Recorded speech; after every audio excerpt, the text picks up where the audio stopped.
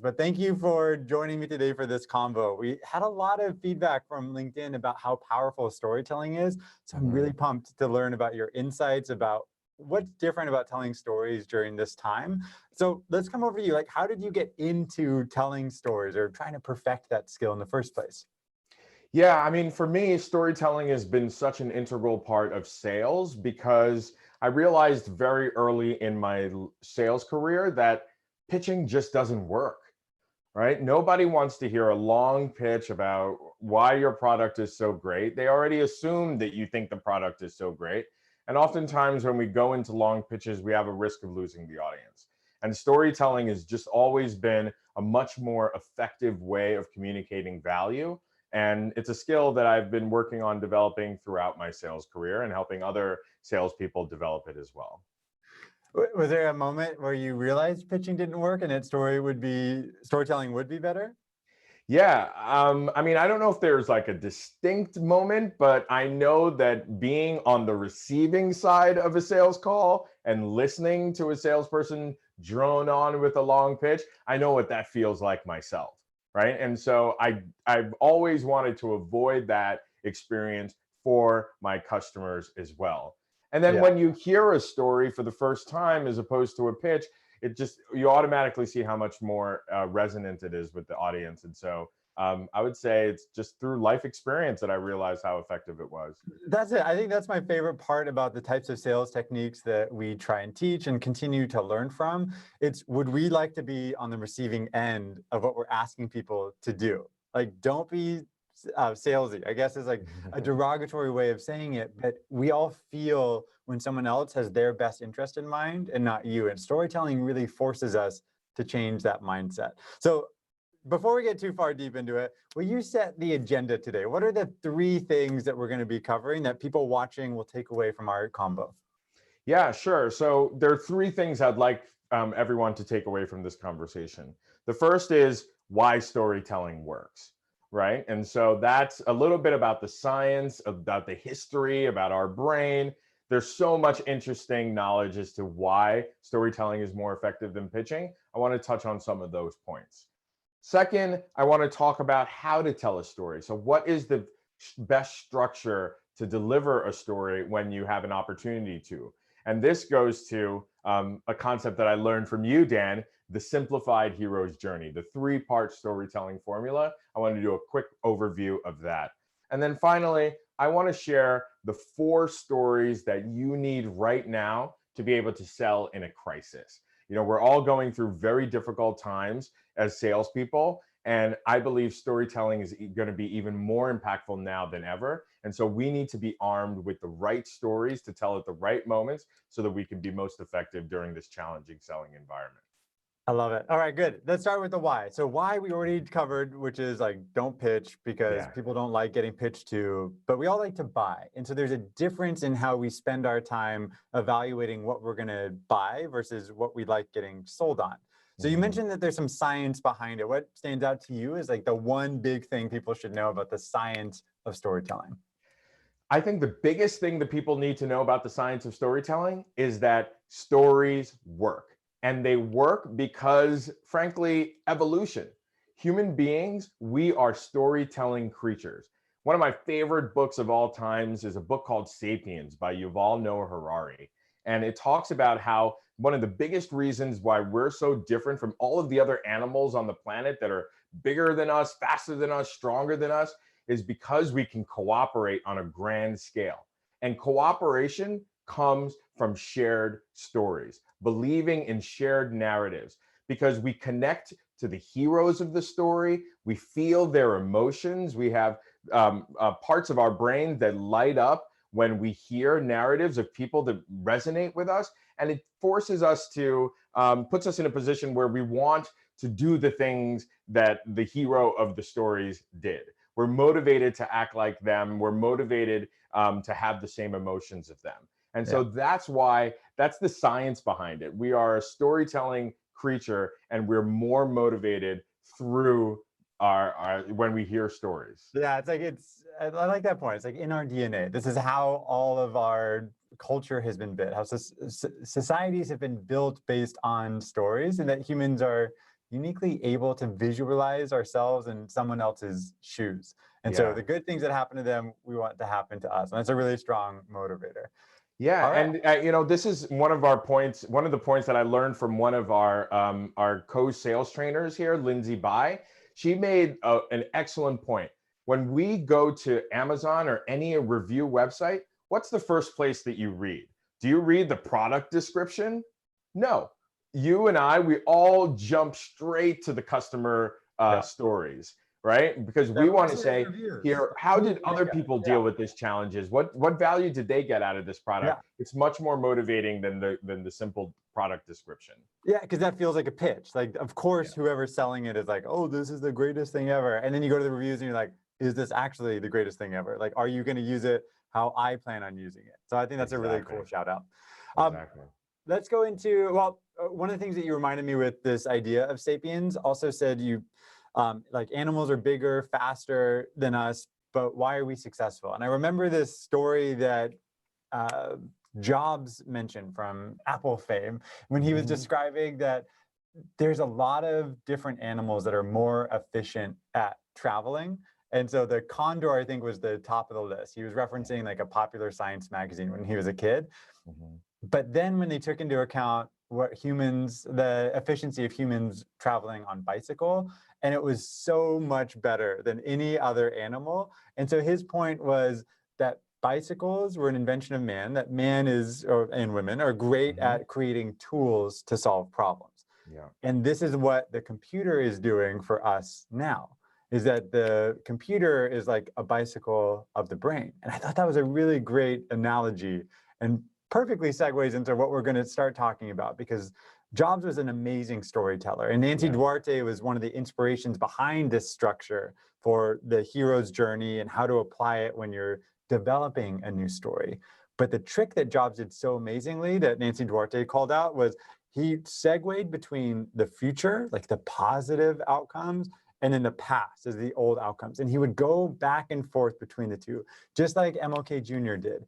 And it's this type of approach of telling stories that we can simplify to make it much easier in a sales context. So I know we can like get super nerdy on this, but let's give it like the simplest structure so people can start using this right away. So guide us through that, Victor. Yes, absolutely. So the first thing to remember before getting into everything else is identifying the hero of the story, right? And the hero of the story is always an individual that is in a similar situation as the prospect that you're speaking to. That is the hero of our story. And the narrative, we call it the simplified hero's journey. It's got 3 parts to it. So if I was to draw this chart that represents, the time of the story in the bottom, right? And then the customer's engagement at the top, we can divide up the story into 3 parts, right? So the first part is what we call the situation. And this is where we identify the hero of the story. And the hero, like I said, is often an individual. We can analogize the person that we're speaking to the hero of the story by identifying similarities between them and our customer. Some of these facts of similarities can be, the name of the person, their title.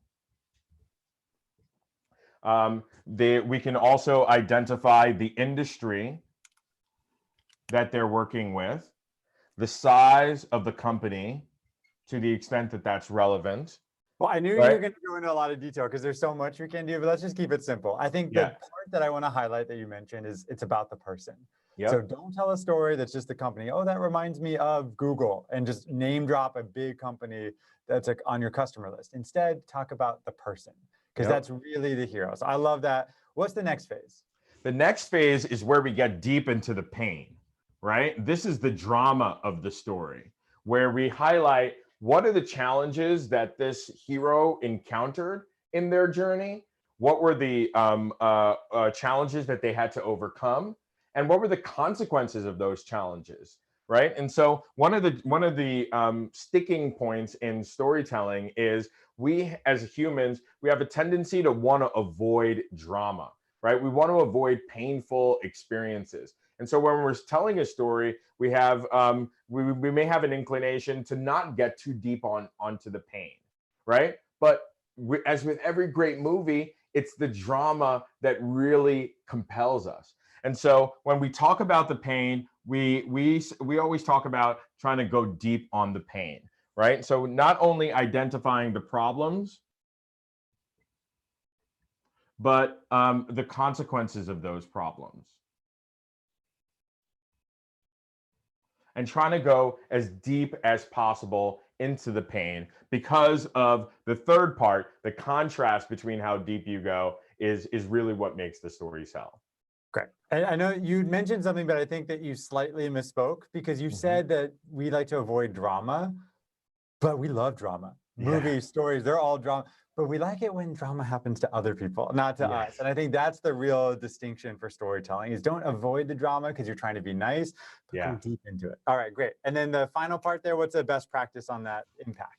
The final part is talking about the impact, right? And so this is about what happens after the hero has been able to overcome the pain and the drama in the middle. So this is usually a description of their world after they've found a solution like yours that's been able to help them.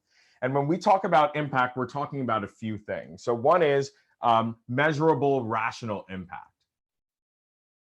right? And so these are KPIs, profitability, the reduction of cost, the increase of revenues, hard numbers that show the benefits of solving the problem. And then we also have emotional impact.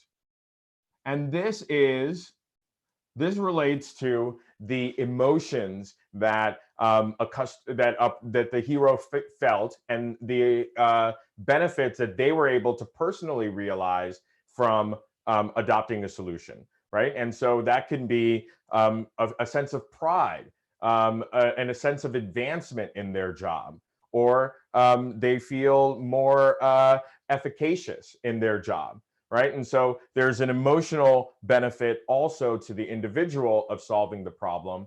Likewise, there's an emotional benefit for customers too. So So real quick, what does improving efficacious mean? efficacious means, I know I sometimes I use big words. Efficacious means they have a feeling of, I don't want to use the same word, efficacy. They have a feeling of control I over see. their job. They have a feeling that if they put in effort, they can produce a positive outcome, Got it. which Okay. is really important. I love it. So yeah, the three parts here. Can you show us an example? What does that sound like telling a story? And it can be any example, a customer story that you've personally worked with, a Sure. personal story, but show us how this works. I can pretend to be the other person, but maybe set up like a role play so people can see how this theory can be applied in practice. Yes, absolutely. So I always like to start my stories with an introductory statement like, that reminds me of.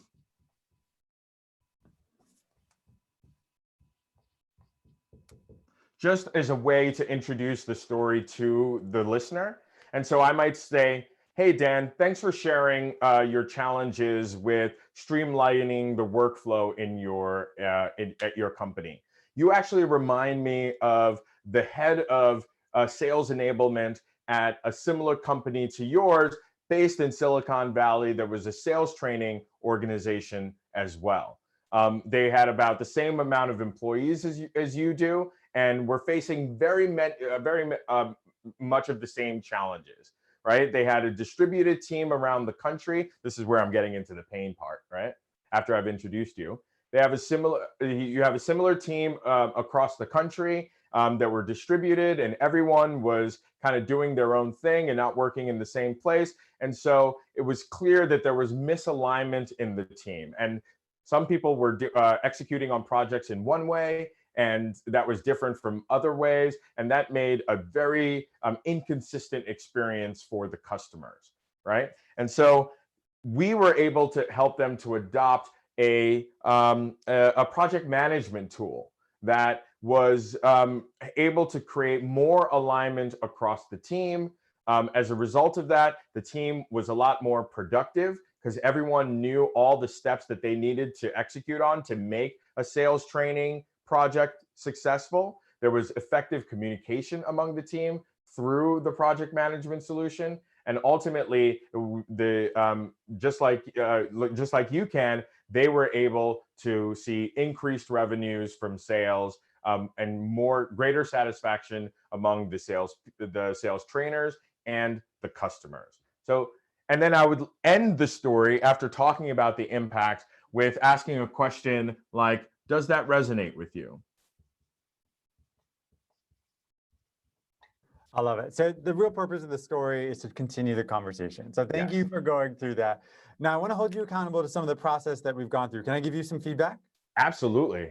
Okay, so at the very beginning, we emphasized the power of making it about the hero. And so you started off with this head of sales enablement, but you made a classic mistake when you got into the middle part. Do you know what pronoun you started using instead of the hero? You or he or You went over to they. They. This is the classic thing that I hear that turns it back to how we traditionally tell stories. You make it about the company they were struggling with instead of keeping it about the hero. So when we go into these next 4 stories, we're going to practice this again, but I wanted to call that out just so we're self-consistent. And then when you got to the impact, there was another challenge that you had. You used the word we. We were able to. What's the issue with that in the simplified hero's journey? Well, we're pulling attention away from the hero and bringing it over to us. That's exactly right. So I love that you did this because this is real. This is how we all have to hold each other accountable and get better at it. Instead of making it we, which implies that my solution was the hero, we could make it about the sales enablement leader that we said. So Vicky, leader of sales enablement, was really struggling when her team suddenly had to work remote. The team was in a completely different atmosphere. They were out of their normal flow. And the types of conversations that they were having were much different than everything that they were doing before. She knew if she didn't do something quickly, her team was going to fail, miss targets, and we might have to let go of some of the team. But after implementing a methodology that could be delivered remotely, she was able to coach her team in the exact same way that she was when they were on site, which led to 20% higher revenue than she expected, given the crisis. Victor, may I ask, is that relevant to you? Yeah. And now I've made some tweaks, but I also made some mistakes as we went through that. But this is the power of doing it as a role play. It's like you continue to like improve and like build on each other. So I love the implication of your story and how you went through that. But I also know due to time, like let's get into those 4 stories that you mentioned that we need to know around this crisis. So what's the first story that we all need to know to earn commitment from our clients? Well, the first story is the standard story that we're going to need regardless of whether we're in an economic crisis or not. And that is the standard hero's journey and success story for each of your buying personas. Every organization needs to be able to identify who are the people that we sell to and why do they buy? And then importantly, what stories can we tell about our success, about our customer successes that are fit those profiles. So if you have 3 buyer personas, maybe you sell to CFOs, controllers, and CEOs. You need to, as an organization, develop your own simplified hero's journey stories for each of these buying personas. Yeah, so why do you need to do that? Why do you have to make the story relevant to each title? Because the pain points and the impact that each persona encounters relative to your product is probably going to be a little bit nuanced and probably going to be a little different. And so when we're encountering those personas, we need to be able to tailor our stories to their particular pains and their particular impacts. Good, because people care about what's in it for me. They don't care about other people that have different issues. So yeah, that's a really great point. All right, so that's story number 1. Like find your standard customer success stories, people who have used your platform or solution and have been successful, and then break that story down to different personas. So when you reshare it, it's more valuable. Got it. Yep. All right, what's the second one? The second story, I think, is even more in need in this particular environment, and that is a story in response to the all set objection. Right now, when a lot of organizations are a little tight in their budgets, it's very likely that when you're prospecting or when you're selling, you're going to encounter objections where the customer might feel, you know what, we're all set with the way that things are going right now, right? We have a solution in place. It's not perfect, but it's getting the job done. So we need to arm salespeople with stories of customers who initially thought that they were all set too. Maybe they had a competitor in place. Maybe they had a homegrown solution that they were working with, right? And so we have to be able to identify those individuals and the pains that they were facing that came out of their current solution that was inadequate. And so being able to articulate stories that focus on customers who initially thought that they were all set, found that their current status quo brought them a lot of other unanticipated pains, and then were able to overcome that when they adopted the right solution. You need to have a story like that in response to those all set objections. Yeah, this comes back to influence. If you're trying to change somebody's mind, you don't tell them that they're doing it wrong because people become defensive. Instead, the fastest way to influence somebody is to share about someone else who changed their mind. That reminds me of someone who also mentioned that they were all set or thought that they had solved their problem. And then you share how they have shifted their mind. I learned that from Robert Cialdini, who speaks about that from a political standpoint. If somebody's really strongly held beliefs, you battling them on the opposite side won't ever get somebody to move. They actually just dig in their heels deeper. But to really change somebody's opinion, you share how somebody like them changed their mind. So I really like that analogy. All right, so what's number 3? What's the third type of story we got to get good at? Story number 3 is the returning customer story. So this probably comes into play with customer success folks in this difficult environment, right? Companies are looking at their budgets and trying to decide what to cut, what not to cut. And it's very possible that churn can go up in this environment. And so when we encounter a customer that comes to us and says, hey, you know what, we're thinking about canceling our subscription, we need to arm salespeople and customer success people with stories of customers who may have done the exact same thing. Initially thought that they could figure it out on their own or build a homegrown solution, or maybe look for another solution that's a little bit cheaper than the one that than your solution right now. So we need to be able to articulate stories of heroes that initially maybe wandered off into the wilderness by themselves for a little while, encountered a bunch of scary challenges and pains when they tried to do it by themselves or when they tried to work with a cheaper solution, and then ultimately came back home. That typical returning hero's journey, that's such an important part of all of our narrative as human beings, and plays a role in so many cultures, right? And so being armed with examples of similar customers who went out, tried to do this on their own, but came back to your solution is a really, really powerful and compelling story to tell in this challenging environment. Got it. So this is really useful then in like a competitor situation. People always are trying to go to the cheaper option, but if I don't get the impact there, it ends up costing way more to switch there for a cheaper price when it doesn't really get the impact that you're looking for. I love that. That's a great call out. All right, and number 4, what's our 4th story? So number 4 is really, it's less of a sales story. It's more of a story that I want all salespeople to kind of think about right now in this environment. And it's really, I would call it almost like your personal success story, right? I'm sure any one of us have, in our careers, in our lives, we've encountered challenges that may not be exactly similar to COVID-19, but were similar in the sense that seem to be overwhelming challenges. Maybe a layoff in the past, or encountering some other difficulty that you never anticipated that seemed to be outside of your control. But then when we come back and when we think back in hindsight at these times in our lives, we realize that sometimes these challenges initially were created opportunities to grow as individuals, or to divert our paths into another direction that ultimately was better off for us. And so I think if we all take the time and we think about our lives, we can all point to things that we thought initially were really, really horrible that ended up being really great in hindsight and really creating an opportunity for growth.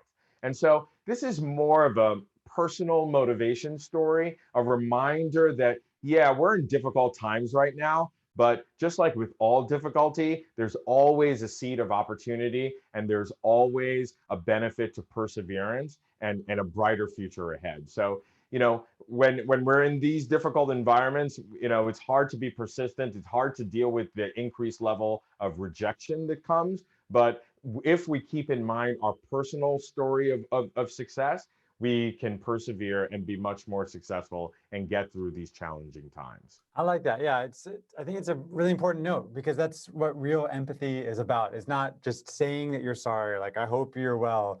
It's really connecting on a personal level. It's like I understand how you're feeling it. I'm feeling it as well. We're all in this together. And so I think using a personal example, even though it's different, no one's been through something like this before, there Yeah, are still some techniques of how you've overcome challenge in the past that can apply here. And I loved your kernel of opportunity. I think that's a really cool way of thinking about it. Well, thank you absolutely. for going through this with us. I think there's a lot to unpack here and a lot of really cool ideas of applying the simplified hero's journey to four like really important types of ways of telling the story. Do you have one key tip for how people can get started implementing some of the best practices that we've just discussed? Yeah, I'm going to go to the tip where we started this conversation: practice, right? It's one thing to have these stories and be armed with them. It's another to be able to deliver them on the spot in a concise and effective way. And the only way to do that is through practice, practice, practice, and role play.